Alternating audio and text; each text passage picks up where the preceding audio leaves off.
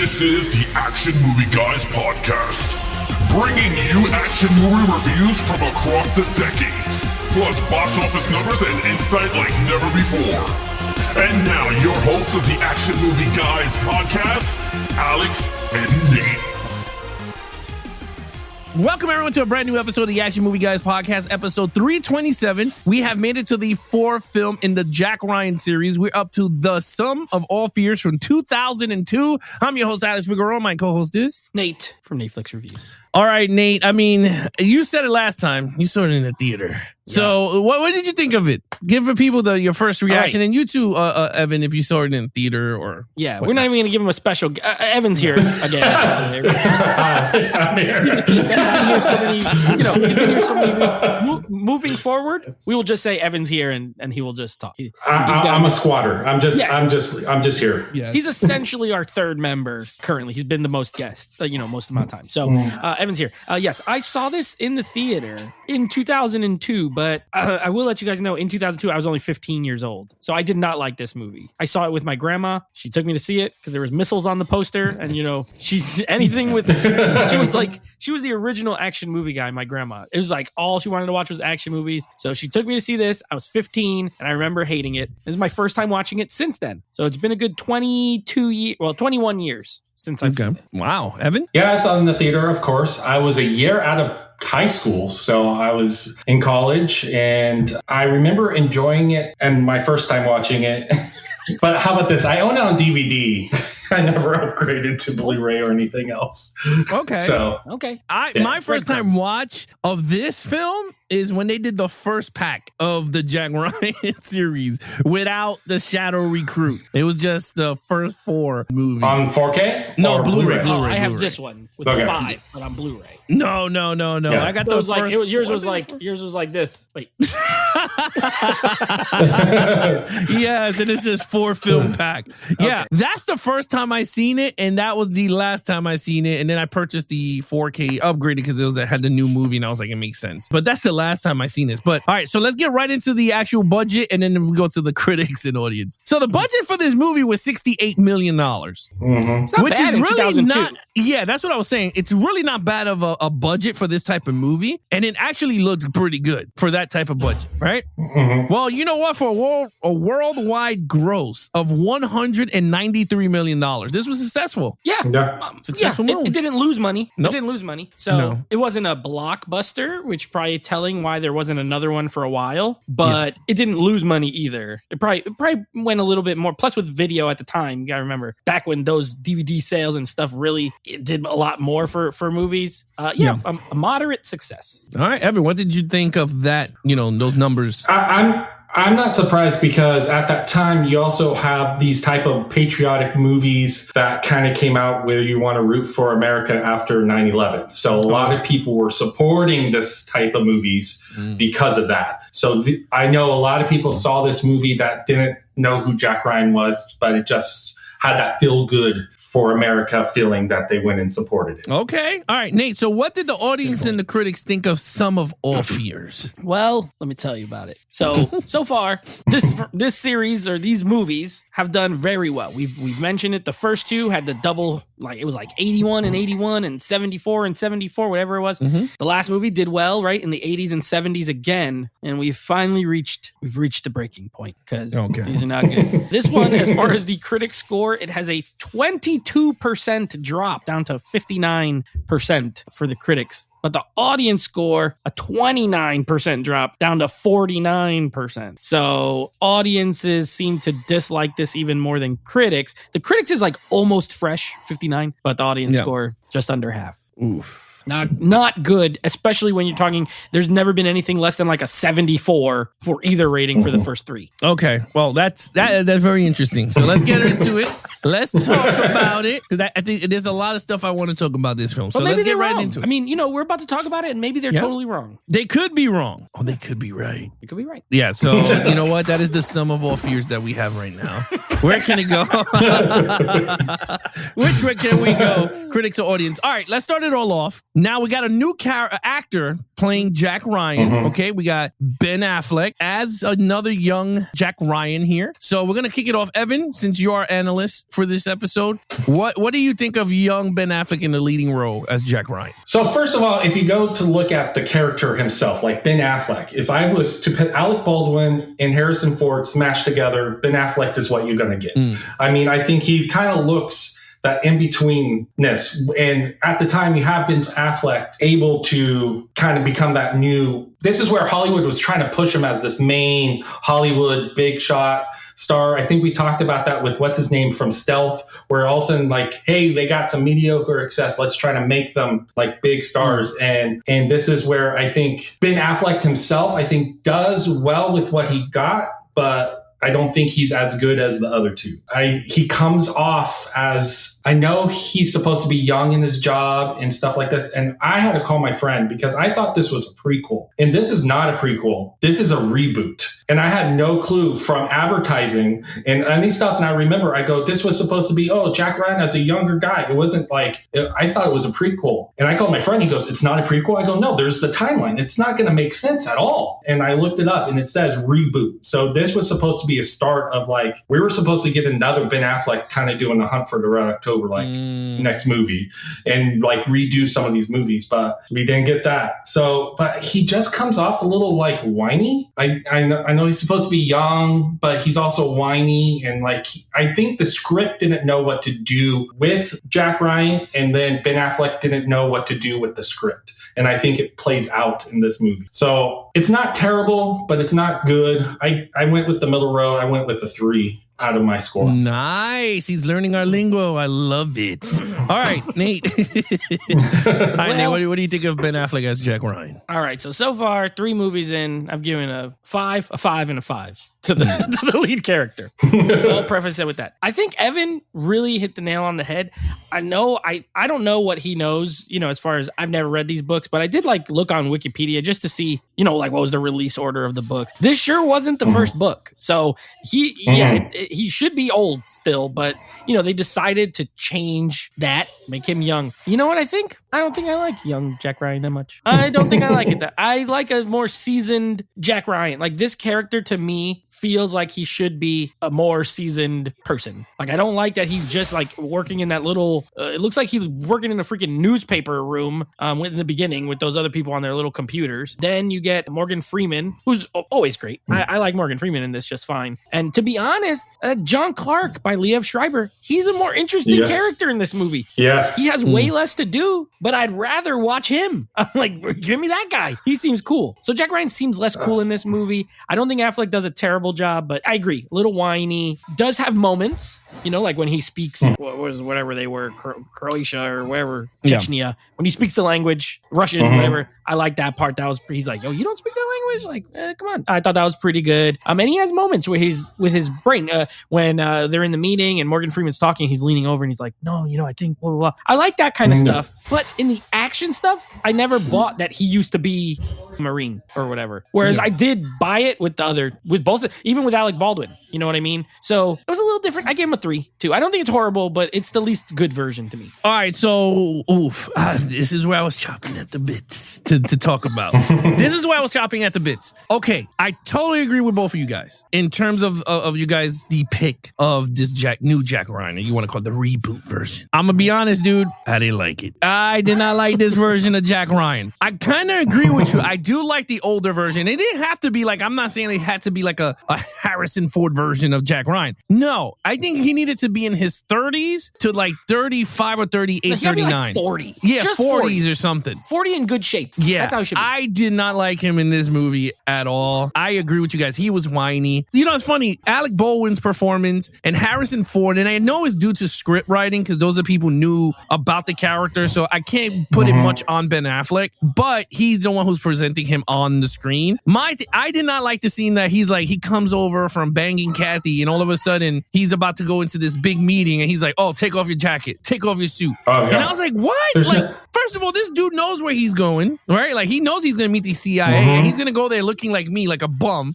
And he's like, what? Oh, really? Oh, okay. Oh, yeah. Let me get it. And he looks at him going, oh, sorry. Like I took your shit. Like I got to go into this thing looking like a bum. I didn't like that at all. I didn't like that. Yeah.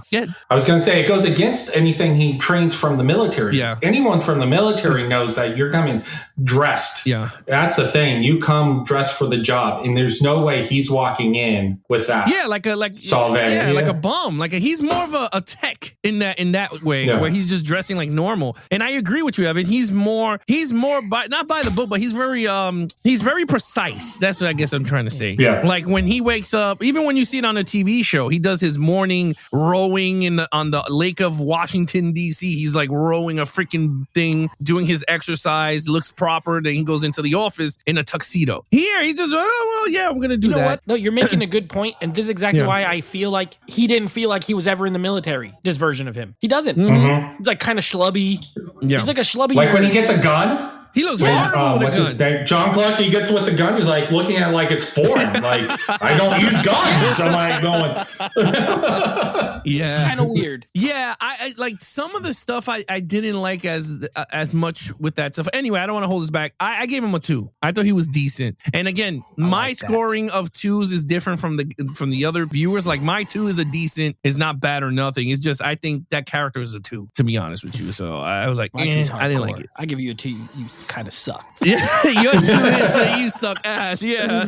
But anyway, my 2 is a decent. So I gave him a 2. I wasn't feeling this reboot version of Jack Ryan at all. Oh, and then the fact is that I guess it pisses me off. We have the first film that we have not got James Greer in it at all. One of his closest friends in the CIA. There's no James Greer, and they switched him out with John Clark, which he never met. Well, then again, this is a reboot, so kind of makes sense. They've met now. So, all right, whatever. Yeah. John Clark should have been the main star. Liev Schreiber was way cooler in this movie. I was going to bring this up under storyline, but John Clark was written correctly in this movie. When he walks in, not holding an umbrella in the rain, and Morgan Freeman goes up and talks to him, say, hey, he goes, I thought I was out. You have this rich background with barely any words of this character, and he just what's his name? Liev Schreiber. Yeah, he just pulls it off. Like, you don't need him to say anything, and he gets John Clark, I think, down to a T. Yeah, I loved him. I liked him a lot. I agree with Nate. I would have watched the whole movie with John Clark, especially when he was like, man, you told me that I don't have to do this no more. He goes, no, I don't need to. He was, I don't need you to do what we tell you to do. He's like, I just need this information. He was like, and then at the end, you see him going, I said, oh, I love it. They should have showed it. Just blood everywhere. And I was like, and when he talks to that guy's, the scientist's mom, and how he was just so charming. Yeah, so nice. And so nice. It's like going, this is the John Clark that we need. Yeah. Where I think William Dafoe's John Clark, we never got that aspect. He's just here and he's a badass. But this is the John Clark when you read the stories and how talented he was at being a spy and a soldier and doing all that. You get that in this movie. And you get very little of it. So yeah, well, it's not the Michael B. Jordan version, but yes. No. All right, so there you go. We got 2 for me, 2 3s here. All right, lead villain. I'm gonna let Nate take away with that one. Clyde Drexler. No, his name is Richard Dressler. Richard. All right. Speaking of, if you get a 2, you kind of suck. I gave this guy a 2. I gave this villain a 2. And I'll tell you why. Number 1, I'm going to keep this simple. He's barely in the movie. This guy's barely in the movie. He's a mastermind type villain. So, he's not really fighting. He does nothing action wise. And then he gets blown up in a car bomb at the end. Okay. The only reason I didn't give him a 1 is that I do think his plot, genius. I think as far as setting up a war between America and Russia so that they get rid of each other, so that they could bring up the Nazi party or whatever, that's cool. I was cool with it. So I like the plot, and because his idea wasn't that stupid in my opinion, I gave him a 2. But other than that, he's in 4 scenes, and he doesn't really interact with too many people, and he's really lame. So I gave him a 2. Evan. If we're just talking about that one guy, he's a 2. But I also include, what's his name, who buys the bomb and then sells it. Oh, isn't like a South African guy or something? Yeah, that actor, and then the other henchman when he kills the guy who wants to leave the plot, and just him brooding. I love those type of henchmen because I grew up watching James Bond. You know what I mean? So I gave it a 3 because I included all 3. But truly, it's mediocre. And the fact that they're neo-Nazis was totally a safe cutting out out of where they're like going, okay, we just had 9/11. We don't know. Neo-Nazis are safe to make a bad guy. And so that's what we're going to pick because they're easy to be a baddie in our movie. Olsen is that guy's name, by the way. Olsen. Yeah, Olsen. Olsen? Yeah. Okay. I liked him. I thought he was decent to the storyline. Like when he tells the father, I'll pay you this much for your son who's being sick from radiation poison. And the guy was thankful, and he goes and sells it for millions of dollars or whatever. So I gave it a 3 as the villains. Nothing fabulous, but All right. okay. Oh man. All right. I'm gonna give this a flat 1. I'm gonna give it a 1. I agree with Nate. I went with the guy who didn't do shit the whole movie. I mean, even the Olsen character, he was kind of whack. Like, I mean, all he did was he brought a bomb, and then at the end he's doing this, and then he gets his throat slit. Like, oh, great. Like, I didn't like him much, honestly. By John Clark. Yeah, by John Clark. Like, he knew where he was, but he got his ass blown up. That old dude, and then you had the other scene where he's talking amongst other masterminds too. But he really didn't do much in the film. I agree with Nate. I'm not going to go all crazy, but he was kind of whack at the end of the day. But I will say, though, this is the first movie that we seen 300 and something that they literally detonated an atomic bomb in the States. So that I give it like props to, because you never see like these movies ignite a nuclear warhead in a public place. That's why he gets a 2, because he got that. Well, he gets a 1. He did accomplish something, a part of his Yeah, goal. he did. Yeah. Well, yeah, that's true. But yeah, I give him a 1. I wasn't too crazy with him. All right, so 1 for me, 2 for you, 3 for Evan. All right, here we go. This is going to be weird, but action scene. All right, Nate, take it away with action scene. Okay. Give it to Mr. Action Guy himself, Nate.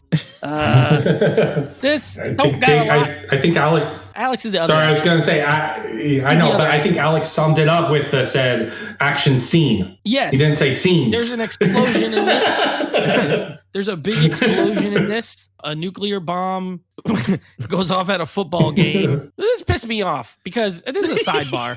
This is a sidebar, but okay. So I guess they saved a little money, $68 million budget. We're like, we're not going to use any NFL teams. We have these make-believe teams like the Lightning Bolts versus the Dingbats or whatever it was.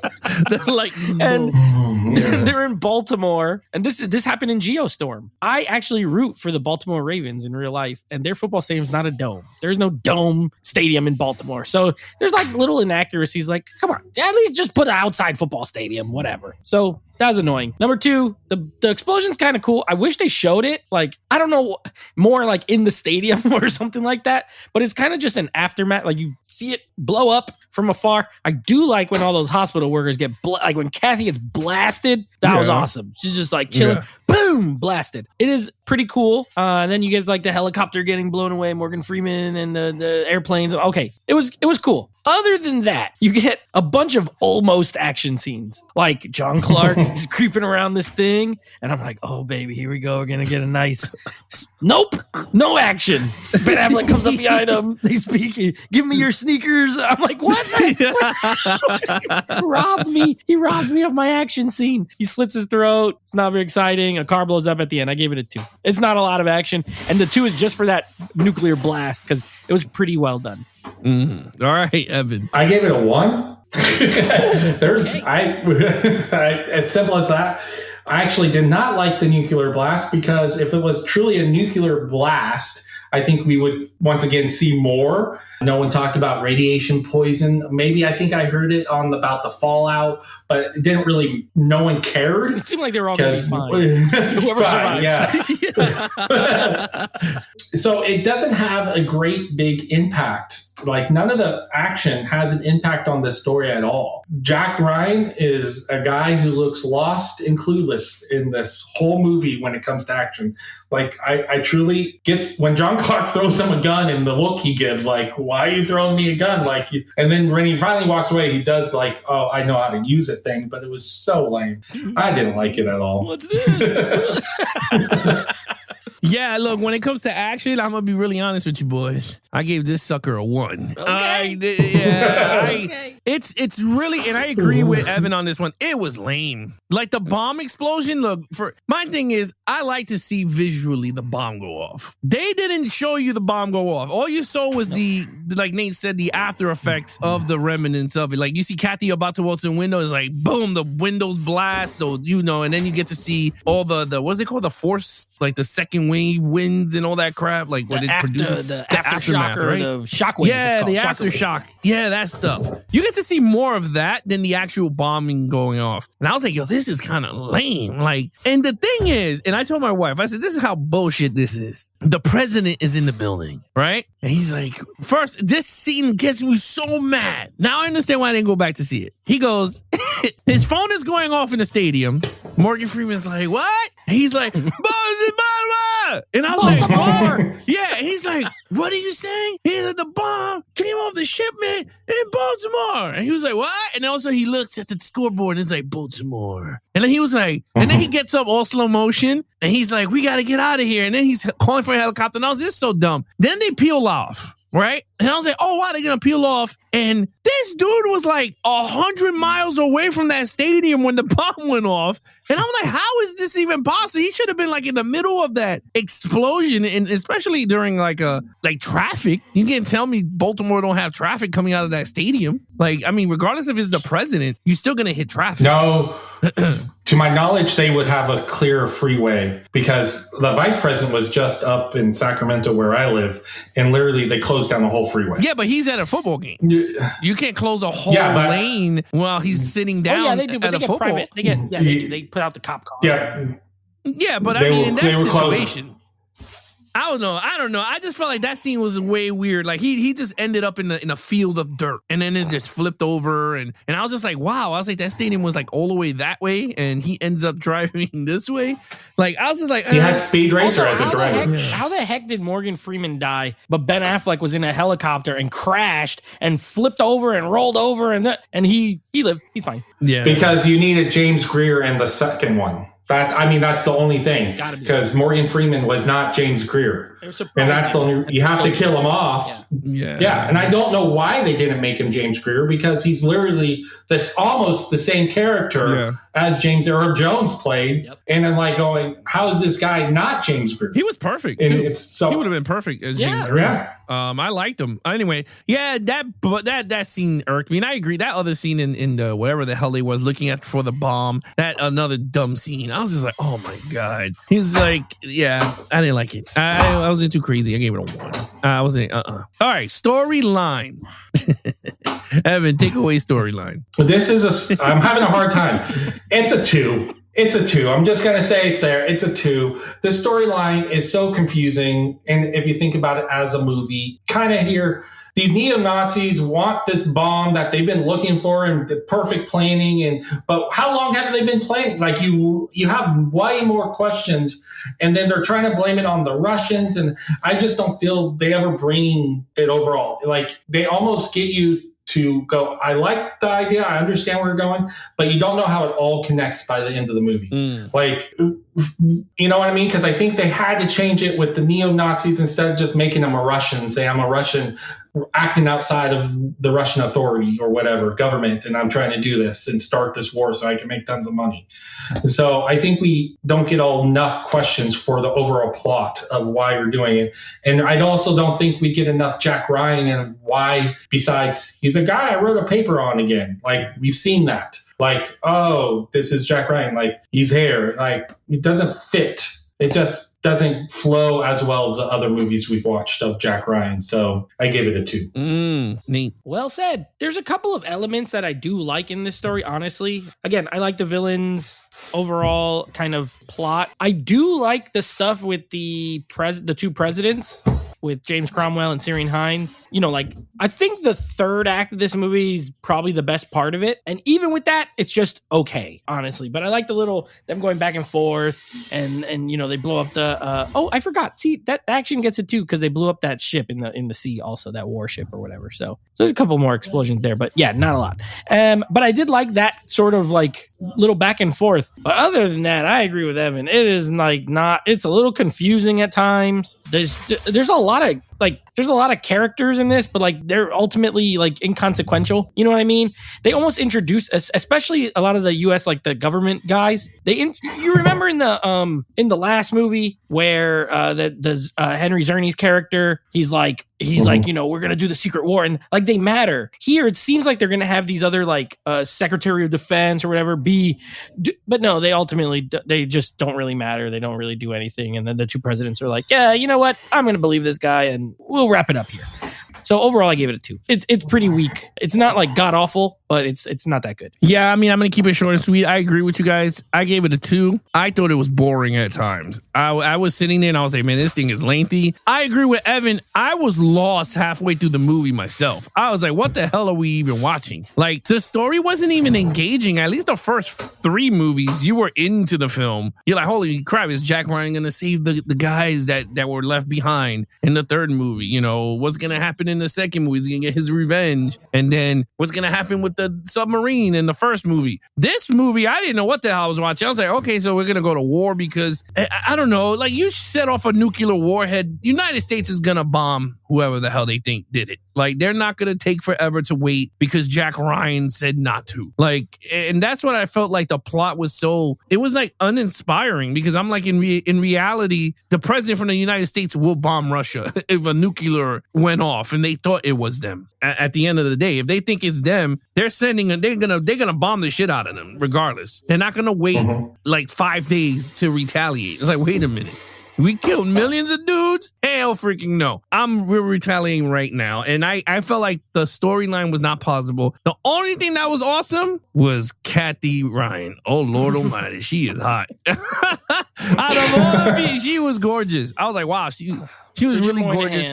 I liked her character. Again, another movie they did not utilize Kathy at all. They just threw her there to throw her there. I was just like, what a waste of paper with her, because to me, I felt like the character was useless. He didn't care for her. She bombed. She was near ground zero, and there's no scenes of him going, oh my God, I gotta get to Kathy. None of that. He was just like, what happened? Is the president out of here? He did love her, but there was that line earlier. They only went on like 4 dates. So they only had gone on 4 dates. But if you would see like other stuff with like, they're really, really close. So like if a nuke would have went off, look at what happened in Patriot games. When he's like, get off the highway, and then he sees the damn smoke in the distance. That dude started going through cars.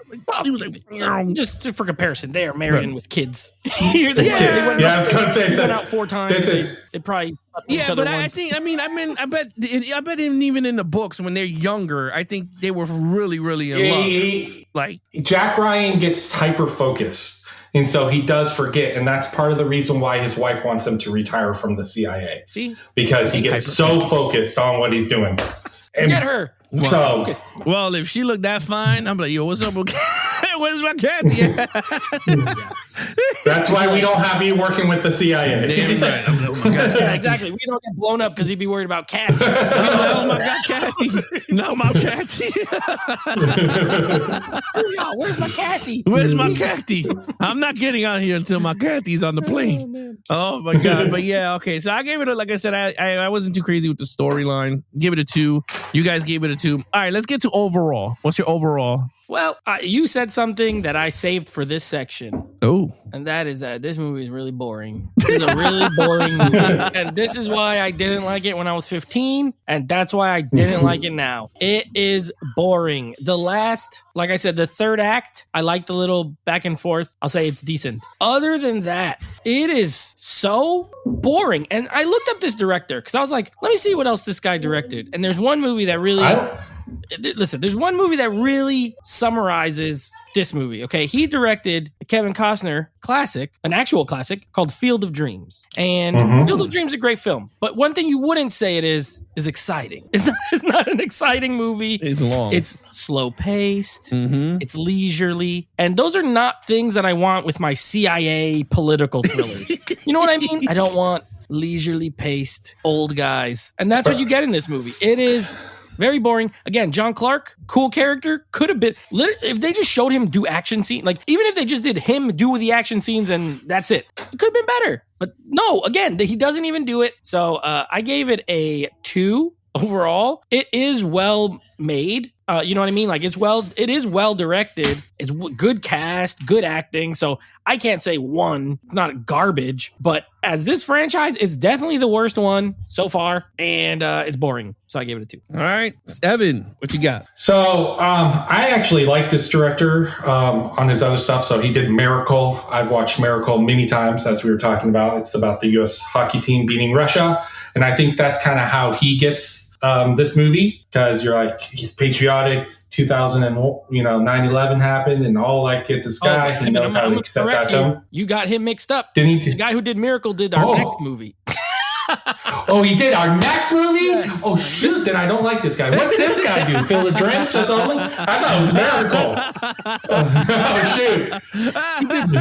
He did Field of Dreams. He did Field of Dreams. He did one episode of Band of Brothers and an episode of The Good Okay, Wife. then I jumped ahead. Yeah, he was like, I love this character. He's so I like this good. director. He's pretty good. Never Wait, mind. what? I hate him. Right.